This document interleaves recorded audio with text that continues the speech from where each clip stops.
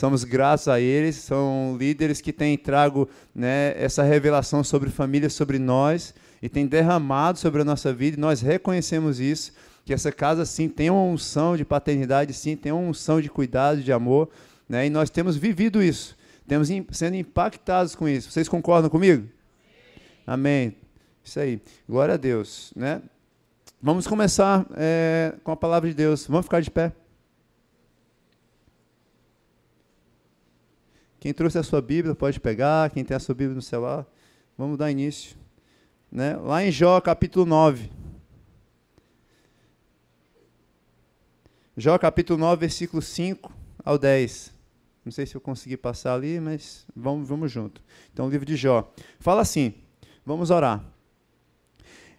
Ele é o que remove os montes sem que o saibam, e o que os transtorna no seu furor. O que sacode a terra do seu lugar e as suas colunas estremecem. O que fala ao sol e ele não nasce, e cela as estrelas.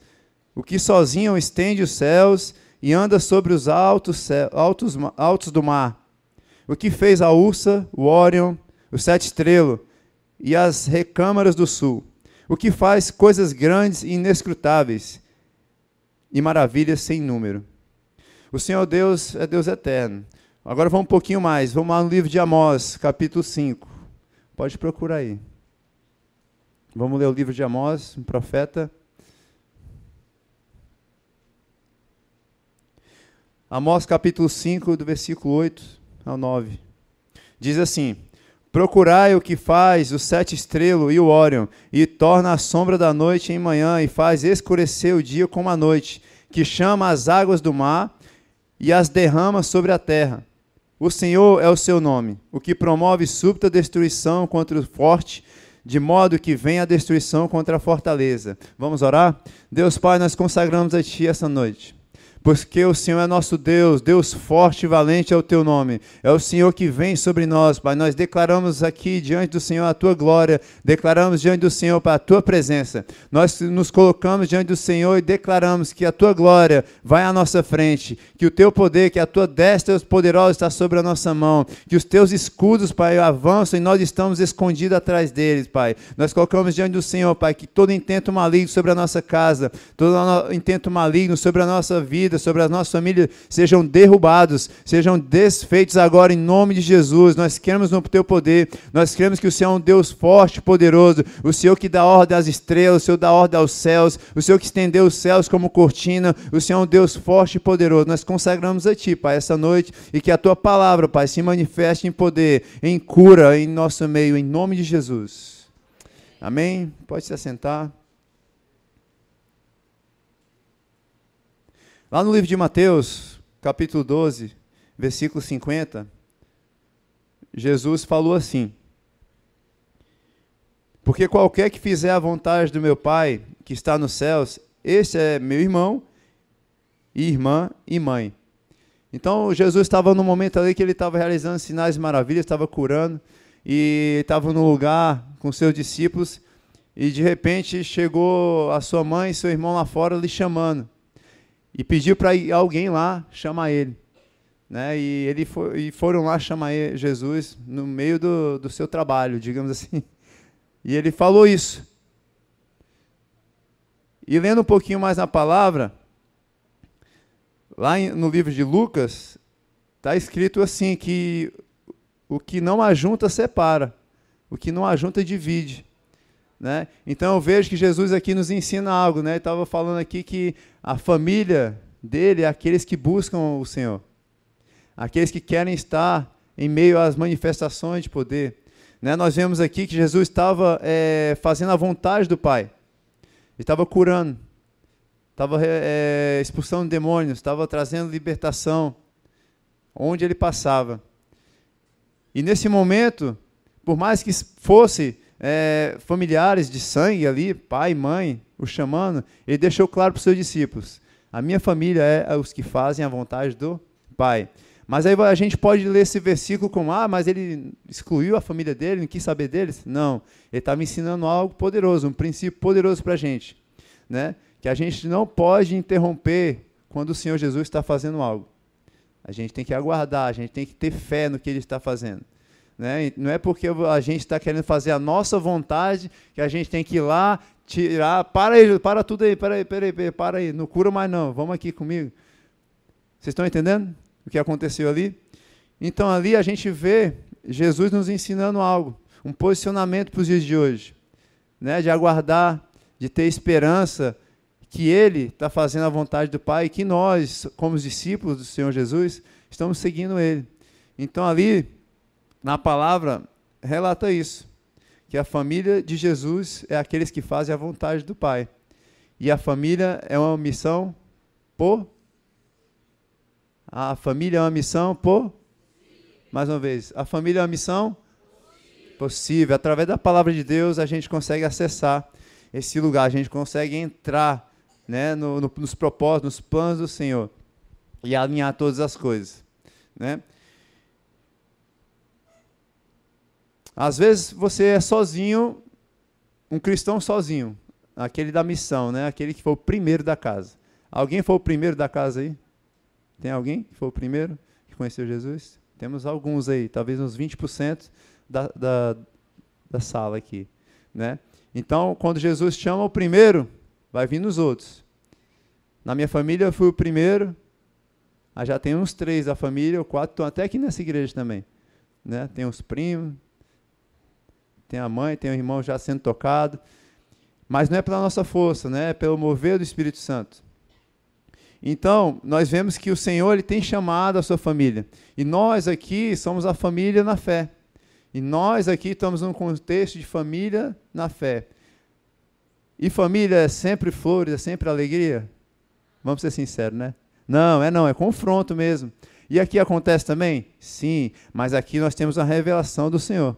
Nós temos a palavra, nós temos nossos líderes, nós temos uma direção para crescer no relacionamento, que antes nós não tínhamos. Antes, diante dos problemas, diante do nosso desejo, a gente só corria para a nossa vontade. E se não acontecia, a gente fazia o quê? Mudava os planos, virava as costas e ia embora. Não tinha propósito, né? Não tinha propósito. A verdade é que não tinha um propósito revelado, né? Então, no contexto de família, nos damos com dificuldades e nos lidamos, né? Estamos de frente, né? Nós nos deparamos com situações que confrontam, né? Então, são esses momentos que a gente cresce na fé, né? Então, são nesses momentos que o Senhor Jesus vem e nos alinha com a palavra. Então, Jesus nos ensina, fazer a minha vontade, buscar a minha vontade, porque na vontade do Senhor, você realmente descansa. Hoje, num dia, num contexto de vida que nós temos, tanta informação, tanta coisa para resolver no WhatsApp, tanta coisa para fazer, marcação no Instagram, grupo no WhatsApp, o pessoal da escola, da faculdade, do trabalho, mandando mensagem, o seu contexto de relacionamento também, não só virtual, né, mas presencial também. Aqui na igreja, várias demandas, e às vezes você se dá conta, você está em meio a muitas coisas ao mesmo tempo, e o seu desejo, a sua vontade, às vezes impera, né? Às vezes só a sua vontade é que domina. Então a gente precisa de Jesus para nos dizer, calma, espera. Buscai a vontade de Deus, buscai o Senhor em primeiro lugar. E todas as outras coisas vos serão acrescentadas. Amém? Então nós somos uma igreja que cremos no Senhor, nós esperamos em Jesus, nós não atrapalhamos o que Ele faz, nós cremos que a família está sendo edificada, nós cremos que a nossa família está sendo reestruturada, nossa família está sendo montada, não para nós mesmos, mas para gerações, então é para frente, né? Muitas vezes o pastor Anderson fala, até em mim foi de um jeito, mas depois de mim a gente começou um novo legado, né? Ano passado a nossa igreja estava com um tema de legado, né? Ministrações, conferências, nós oramos, nós declaramos sobre o legado, sobre o futuro, né? Sobre o que virá após nós, qual o nosso papel hoje para construir um legado. E hoje nós estamos num tempo onde a nossa igreja está trazendo o quê? Nossos líderes têm derramado sobre nós a questão, um pensamento, uma busca em Deus sobre o sobrenatural, de viver realmente como exercer, de como viver, né, em prática, né, o legado. Como construir as bases para um legado, né? E na palavra de Deus nós encontramos isso. E eu lembro muito bem da história do rei Davi. Alguém conhece o rei Davi? Sim, sim. Davi foi um homem segundo... Ó, ficou legal, ficou bonito. Davi foi o... Viu como eu puxei? Vocês vieram também? Glória a Deus. Daqui a pouco vocês estão pregando aí pelas nações também, viu? Então, Davi foi abençoado pelo Senhor, foi escolhido por Deus, né? Foi ungido por Deus. Davi também teve um relacionamento com uma mulher que, no contexto histórico, foi um adultério, em que ele até promoveu a morte do esposo dela, e que ele ficou com essa mulher depois. E desse desse relacionamento, nasceu um filho, que se chama Salomão. Vamos conversar um pouquinho sobre Salomão. Quem foi Salomão? Foi um grande rei, era filho de Davi com essa moça, com essa mulher que Davi adulterou. Davi caiu e tem vários relatos na palavra, tem Salmos, tem os livros de Crônicas, tem o livro de 2 Samuel, 1 Samuel, não é isso, amor? Primeiro, né? 1 Samuel, né? Então tem relatos de como aconteceu aquilo. De uma família, de um relacionamento, aconteceu um adultério, e que promoveu situações. Então, as suas atitudes causam efeitos, né? As suas escolhas têm efeitos. Vamos lá. Vamos lá, 2 Crônicas, capítulo 9, versículo 13 ao 20. Salomão, então, ele foi um líder, né? Então, Davi construiu um legado em guerras, em vitórias, em despojos, em liderança, tomou territórios no nome do Senhor Jesus, ele avançou segundo a palavra de Deus, ele orava, consultava o Senhor antes das guerras, Deus respaldava, ele ia lá e vencia. Então, ele avançou um grande território, foi um grande rei. Um homem segundo o coração de Deus, movido, temeroso ao Senhor. Um homem temeroso ao Senhor que avançava no reino e também era sacerdócio, porque ele também tinha a revelação do Senhor e ele também tinha a revelação de se achegar em Deus e nos ensinou muito e nos ensina hoje sobre adoração, né? Como reino e sacerdotes, aqueles que se chegam diante de Deus, mas também se movem em meio aos homens. Então, como se fosse a palavra que nos diz, né? Os ensinos dos apóstolos e profetas, que se movem tanto através da palavra, quanto também através dos reinos, geograficamente falando, avançando no reino, né? Então, Salomão foi filho dele, e Salomão recebeu essa bênção. Salomão recebeu o reinado. Então foi Salomão ungido de Davi. Quando ele faleceu, ele ficou velhinho, né? Ele passou para Salomão esse encargo, para ser rei.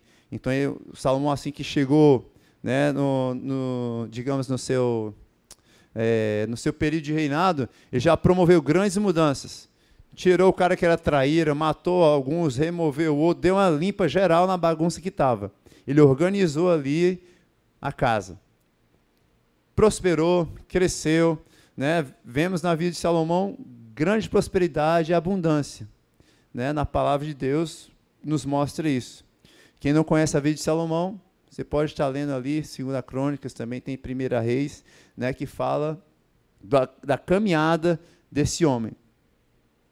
E foi um homem ungido por Deus, e foi um homem separado por Deus. Deus ungiu ele continuou um legado do Pai. Nesse momento da sua vida, ele continuou um chamado. Ele entendeu que o pai dele passou para ele algo que era de construir, de edificar uma casa para Deus. E ele assim o fez, né? Então, em 2 Crônicas, fala um pouco da exuberância e da grandeza do reinado de Salomão. 2 Crônicas 9, 13 ao 20. Fala assim: o peso do ouro que vinha em um ano a Salomão era de 666 talentos de ouro, afora o que os negociantes e mercadores traziam. Também todos os reis da Arábia e os governantes da mesma terra traziam a Salomão ouro e prata. Imagina quanto ouro não era, né? Meu Deus. Também fez o rei Salomão 200 paveses de ouro batido, para cada pavês destinou 600 ciclos de ouro batido, como também 300 escudos de ouro batido, para cada escudo destinou 300 ciclos de ouro. E Salomão o pôs na casa do bosque do Líbano. Fez mais o rei um grande trono de marfim e o revestiu de ouro puro. O trono tinha seis degraus e um estrado de ouro, que era ligados ao trono, e encostos de ambos os lados no lugar de assento.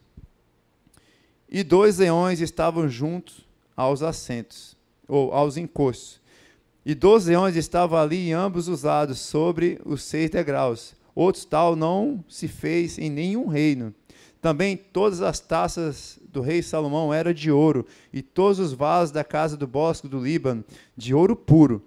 A prata reputava-se por nada nos dias de Salomão. Então vemos aqui o esplendor do reinado desse homem.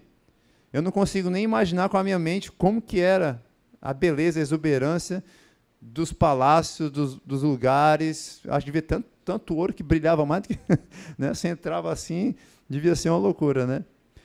Então, vemos aqui um pouco da exuberância do reinado de Salomão. Um pouco mais na frente. Então, ele passou esse período, e na vida dele, ele reinou, ele avançou, ele prosperou, mas teve um período que ele recebeu uma visita, rainha de Sabá. E logo após esse relato dessa visita, onde ele mostrou toda a exuberância, mostrou toda a sua casa, ele abriu a sua casa, ele presenteou ela e sua comitiva. Depois disso, mudou o contexto. Nas Escrituras mostram que após essa visita, entra o período da decadência na vida de Salomão. Então, na família de Salomão, ele estava em um período e começaram a entrar em outro. Eles abriram as portas para uma visita de alguém que não era do reino de Deus, e após isso mudou. Eles saíram de um lugar de prosperidade e abundância e entraram no lugar de idolatria. Isso foi muito pesado. Vamos acompanhar aqui 1 Reis, capítulo 11. Quem é bom na Bíblia já até abriu. E o rei Salomão amou muitas mulheres estrangeiras, além da filha de Faraó, que era realmente a esposa dele, tá, gente? A verdadeira esposa dele era do Egito, não era nem da região dele. Então, já se vê que do casamento dele já começou ali meio estranho. Já não faz muito no contexto de adorar a Deus acima de todas as coisas. Então, voltando ao 1 Reis, capítulo 11. E o rei Salomão amou muitas mulheres estrangeiras, além da filha de Faraó. Rapaz, ele amava muito, né? Porque tinha mulher. Eu vou falar aqui quantas eram daqui a pouco. Né? Mulheres moabitas, amonitas, edomitas, sidônias e etéias, das nações que o Senhor tinha falado aos filhos de Israel. Não chegareis a elas, e elas não chegarão a vós. De outra maneira, seguramente perverterão o vosso coração para seguirdes os seus deuses. A essas se uniu Salomão com amor. Olha que lindo, né? Vem cá, meu amor, te amo tanto, eu amo você e mais 700 que tem aqui. Né? Meu coração é grande, meu Deus. Gente, para ter ideia, aqui, se eu não me engano, tem 450 poltronas, não é isso? Alguém me ajuda com isso? Alguém do stage sabe quantas poltronas tem? 450 poltronas. Tinha mais que isso aqui. Só de mulher para ele. Para ele amar bem muito. Olha o amor de Salomão, né? Meu Deus. Misericórdia, não. Né? Então esse homem começou a entrar nesse caminho de perversidade, caminhos tenebrosos, caminhos que não agradavam a Deus. Então a história desse homem, desse grande líder, desse homem que Deus ungiu, Deus revelou. Gente, Salomão falou com Deus. Deus se revelou a ele. Deus se revelou a ele face a face. Todo Israel conhecia Salomão porque era um homem que Deus falou com ele. E olha o que ele estava vivendo. Olha o que esse homem estava vivendo na sua casa. Olha o que ele estava vivendo no seu reino. Vamos avançar um pouquinho mais aqui. Então a questão é da idolatria. Ele começou a idolatrar os deuses dessas mulheres de outros povos, onde Deus nos instrui até hoje a não se relacionar com pessoas que não professam a mesma fé. Tomem cuidado com isso. Eu vou resgatar ela. Muito cuidado, às vezes tu está sendo elevado e não sabe. Eu sei, eu já conheci pessoas que realmente resgataram, mas não foi nem intencionalmente. Mas debaixo muito de jejum e oração pela vida deles, né? Intercedendo por eles, orando por eles. né? Então Deus nos instrui a ter muito cuidado sobre isso, né? A quem nós estamos nos relacionando, porque com esse relacionamento trago um tipo de idolatria. Pode estar trazendo um tipo de idolatria para dentro da nossa casa, pode estar trazendo algum tipo de perversidade em nosso meio, na nossa casa, no nosso relacionamento, na nossa igreja, que o que desvincula o nosso coração e a nossa mente da palavra de Deus. E a gente sabe que o inimigo ele não vem e de uma vez, ele vai aqui, ó. Ele vai costurando. Então nós já estamos aqui cientes, o Espírito Santo já está nos mostrando aqui agora que o inimigo pode estar realmente fazendo armadilhas para a gente. Então eu creio que o Espírito Santo está te revelando hoje lugares de idolatria, relacionamentos que estão te influenciando para longe de Deus.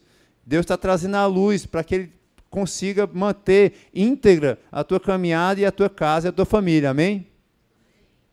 Então essa palavra é para nós, para a igreja de Cristo, para que nós não possamos cair nesse lugar, entrar nesses caminhos, amém? Então eles adoraram outros deuses, teve deus Astarote, Camus, Moloque, são deuses que recebiam os filhos deles, ele era entregue a Deus, pegavam os bebês, entregavam como sacrifício, eles entregavam as suas ofertas a outros deuses, então eles confiavam a sua geração, confiavam os seus filhos, entregava o que? O fruto de um relacionamento na mão de outro Deus, e entregava o fruto do seu trabalho na mão de outros deuses. E será que isso hoje acontece na nossa vida? Será que isso hoje está acontecendo nas nossas casas? Onde nós estamos colocando nossos filhos? Será que nós estamos terceirizando para qualquer um? Será que na nossa casa, nossos filhos, a gente está entregando na mão de qualquer um? Em que mão a gente está colocando nossos filhos, nossos cuidados?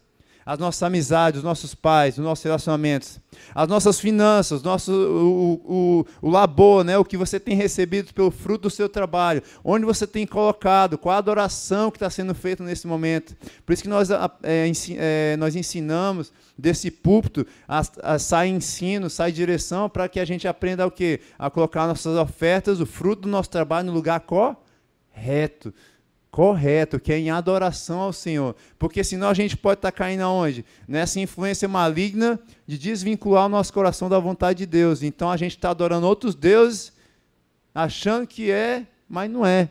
A gente está aqui embriagado, a gente está aqui meio que viajando, achando que é para Deus, mas está sendo vítima de confusão, sendo vítima de engano na nossa mente. Assim como a gente vê na vida de Salomão. Será que ele, quando está escrito amou, será que realmente ele estava amando? Eu creio que ele realmente estava amando aquilo ali, né?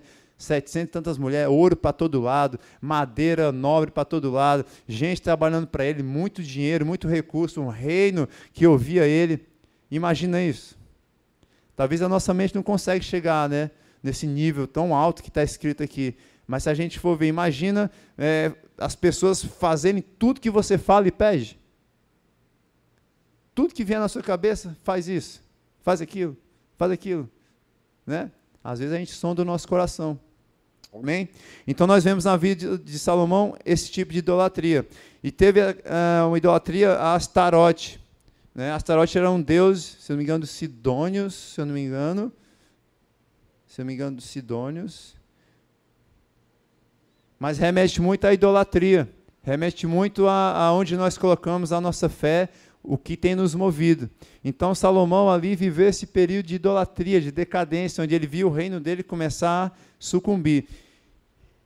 E voltando um pouquinho na história de Davi, quando ele adultera, logo vem os reflexos na sua família, nos seus filhos, na sua geração. Trouxe destruição para dentro da sua casa. Então hoje, o que nós aprendemos com a palavra?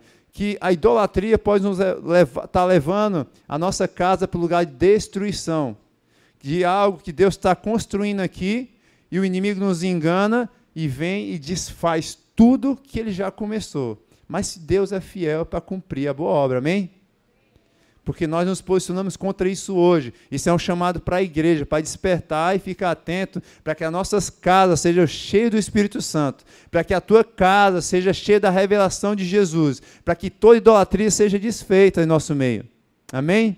Que as nossas casas sejam cheias da presença de Deus. Se você é um Em meio a 3, 4, 5, ninguém conhece Jesus do seu lado, você se sente sozinho, ah, meu Deus, eu vou para a igreja, quando eu volto... Gente, eu já ouvi relatos que a pessoa ia para a igreja, quando voltava, ela era espancada pelo pai, porque ela ia para a igreja. Isso é real, isso acontece. Tá? Isso não é uma história fictícia, acontece. Então tem uma resistência, normalmente para os que são o pioneiro da casa ali, essa resistência, né? Que Deus te dê sabedoria e te proteja e te guarde nessa caminhada. Amém? É isso aí, eu sei que tem, sempre tem. Amém? Então vamos dar sequência. Mas nós vemos que se a idolatria entra na nossa família, entra na nossa casa, nós identificamos. E como fazer? Clamar, é orar. Como se posicionar contra isso? Deus está me mostrando um certo tipo de idolatria. Eu estou idolatrando relacionamentos, eu estou idolatrando dinheiro, eu estou colocando algo acima de Deus na minha vida, no meu coração. Como fazer? Como que a gente faz sobre isso? Na palavra diz assim, ó, Isaías 61, fala assim, o Espírito do Senhor Deus está sobre mim, porque o Senhor me ungiu para pregar boas novas aos mansos, enviou-me a restaurar os contritos de coração e proclamar liberdade aos cativos e a abertura de prisão aos presos, a pregoar o ano aceitável do Senhor e o dia da vingança do nosso Deus, a consolar todos os tristes, a ordenar acerca dos tristes de Sião que se lhe dê glória em vez de cinza, óleo de gozo em vez de tristeza, vestes de louvor em vez de espírito angustiado, a fim de que se chamem árvores de justiça, plantações do Senhor, para que ele seja glorificado, e edificarão os lugares antigamente assolados, e restaurarão os anteriormente destruídos, e renovarão as cidades assoladas, destruídas de geração em geração. Essa palavra é para você, essa palavra é para nós. Esse é o teu chamado, de ser movido pelo Espírito Santo e levar tudo isso que a gente lê agora para a tua vida, para a sua casa, onde você vai. Amém? Então, adorar o Senhor na sua casa, o desafio. Como adorar em casa? Gente, você adora em casa escutando um louvor, você adora a sua casa lavando a louça para o seu pai, para a sua mãe, arrumando o seu quarto. Você adora o Senhor nas finanças. Eu peguei um emprego, vou ajudar minha mãe aqui. Né? Você adora o Senhor assim, porque você está sendo temeroso, você entendeu que você está ali para abençoar o seu lar. Você não está ali só para, vem a nós, ao vosso reino, Deus é bom demais. Então, ali você está adorando o Senhor. Então, na nossa casa, a gente tem buscado a adorar o Senhor. Né? Adorar o Senhor a todo momento, render graças. A gente senta na mesa, a gente ora, a gente busca, a gente coloca diante de Deus, a gente agradece. A gente reconhece que Ele que está trazendo o sustento, porque na palavra diz, nos respalda, que não vai faltar alimento, vestes e o que mais? E um lugar para dormir. Jesus falou isso não vai faltar para ti. E olha o que é que tira a nossa paz. Não precisa nem falar, né? Então, se posicione diferente. Não deixa isso tomar o teu coração. Não deixa esse tipo de influência maligna te levar para lugar de idolatria. Que aí tu vai idolatrar os recursos que podem me dar uma casa, tu vai idolatrar as pessoas que podem me trazer algum tipo de sustento ou lugar bom para me ficar. Então você não se move mais assim. A partir de hoje, em nome de Jesus, nós se movemos através da palavra. Você vai ser um abençoador do reino. Amém? Então nós adoramos o Senhor, os dízimos, as ofertas. Nós, com a nossa filha, essa aqui é a minha esposa, a Leide, a Ana Clara, a nossa filhinha, tem 5 anos. Eu e a Leide, a gente está casado há 7 anos e um pouco mais. Né? A gente está no comecinho da caminhada, a gente tem aprendido muito com vocês. Né? E a gente tem buscado fazer com que a Ana Clara, a nossa filha, aprenda o que a gente não aprendeu. Né? Que eu não nasci em berço cristão, né? Então, adorar o Senhor, você não está envolvido só na obra para ti mesmo, mas quem está ao teu redor. Então, adorar o Senhor na sua casa é se mover glorificando a Deus de alguma forma. Ah, liga um louvor, dá glória a Deus? Sim, se não vai perturbar o teu pai, a tua mãe que não gosta, amém. Mas tu vê que não colou muito bem, você vai lá, desliga, pai, glória a Deus, esse louvor é legal, né? Você tem que ter um discernimento. Às vezes você está lá forçando uma barra ali, não é por ali. Deus vai te dar a estratégia para se mover na tua casa, né? E na tua família. Então nós adoramos a Deus, nós oramos juntos. Nossa casa a gente busca orar antes de dormir com a nossa filha. A gente busca individual. Então, casais, busquem no secreto individual, mas também busquem como casal, como aqueles que são responsáveis por aquela casa. O homem declara a palavra de Deus, o homem traz a verdade, se coloca diante de Deus como filho e traz a justiça de Deus sobre a sua casa, ele protege a casa com a palavra, a mulher ela cuida, ela pega os detalhes. Então você que é a esposa, o marido chama para orar, você ainda não recebeu a revelação, vai mesmo sem receber a revelação, que daqui a pouco Deus te dá, né? Então, casais que se fortalecem juntos, casa que fortalece junto.